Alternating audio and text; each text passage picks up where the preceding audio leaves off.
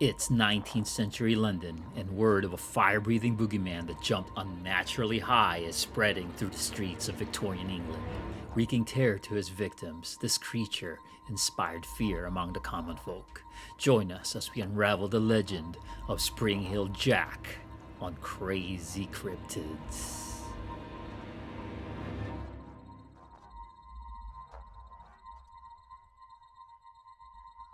Some speculate that he was a demon, while others thought that he was just an extraordinarily athletic human.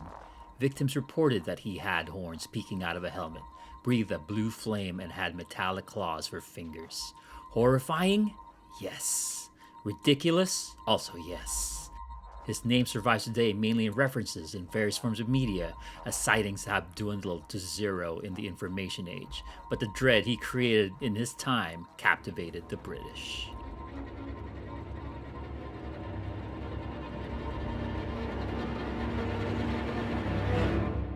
Reports of Spring Hill Jack first emerged in 1837. Residents of a London neighborhood began to report bizarre attacks, really more like harassments from a ghost, imp, or devil in the shape of a large white bull. These conflicting reports would eventually lead to the theory that Spring Hill Jack might have been a group of well-to-do men dressing up and scaring people on a bet for hilarity's sake. In January of 1838, the Lord Mayor of London, John Cowan, addressed the same issue, that the attacks were perpetrated by a gang of wealthy jerks. However, that only fanned the flames of Jack's notoriety, and as the papers reported more accounts, the figure was dubbed Spring Hill Jack due to the creep's mad hops. In February 1838, a gentleman came to the police station in Lambeth Street. The man said that he and his two daughters lived in Bearbine Lane, at that time an isolated spot on the outskirts of London. He said that last night one of his daughters went to answer a ring at the gate. Outside the gate stood a tall man. Due to the darkened fog, she could not make out what the figure looked like. The man claimed that he was a policeman who had just caught Spring Hill Jack. "For God's sake, bring a light," he cried. The girl ran to the house and got a lighted candle. She gave it to the cloaked figure, and suddenly he threw back his cloak, revealing a hideous and frightful appearance. She recalled that he wore a helmet and a shiny white suit. He slashed at her with metallic claws, tearing her dress. Blue and white flames shot from his mouth. Naturally, the girl screamed. The screams brought her sister running, but the creature leaped away before anyone else could get a look at him. Days later, another attack was reported in London. Two sisters were walking in the street when a shadowy man jumped out and also allegedly blew blue flames into her face, causing her to faint. Predictably, imposters came forth. Neighboring Warwickshire police caught a man with springs attached to his boots and wearing a sheet and mask. Still, eyewitness occurrences of Spring Hill Jack were reported throughout England, but with diminishing returns in credibility. Copycat miscreants were captured here and there, trying to take advantage of the legend. In August 1877, a report about Spring Hill Jack's sighting came from a group of soldiers in Aldershot's barracks.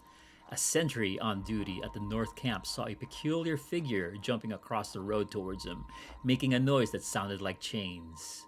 The soldier called out but wasn't acknowledged, and the figure vanished.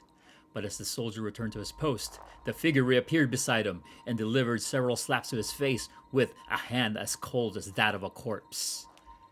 Upon hearing the skirmish, several soldiers rushed to the post and saw Jack leaping several feet over their heads and landed behind them. According to their testimony, Spring Hill Jack taunted them. One of the guards shot at him to no effect. Jack then charged towards them and spat blue flames, causing panic, and then leapt away to the darkness.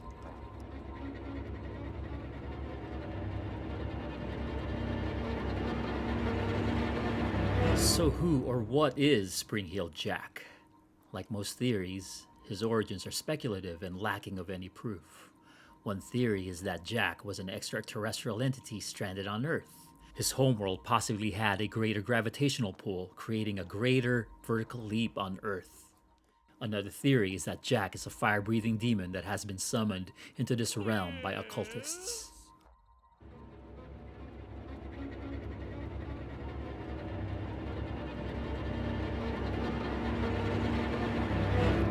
Penny Dreadful was a cheap yet popular serial literature produced during the time. There, a series of stories titled Spring-Heeled Jack, the Terror of London, filled its pages. Jack was portrayed as everything from a bandit, an anti-hero, to a supernatural menace. Parents would tell stories of the jumping demon to scare their kids straight. A few unresolved crimes would also be blamed on Jack by sensationalist newspapers.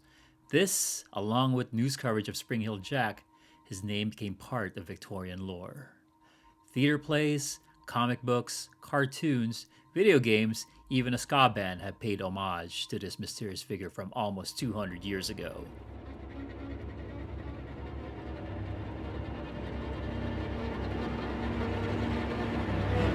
Legitimate sightings of Spring-Heeled Jack are next to nothing in the age of smartphones and surveillance. Yet, this 200-year-old legend persists. When I first learned of Spring-Heeled Jack as a kid, the thought of a leaping, fire-breathing creature dressed in winged leotards blew my mind.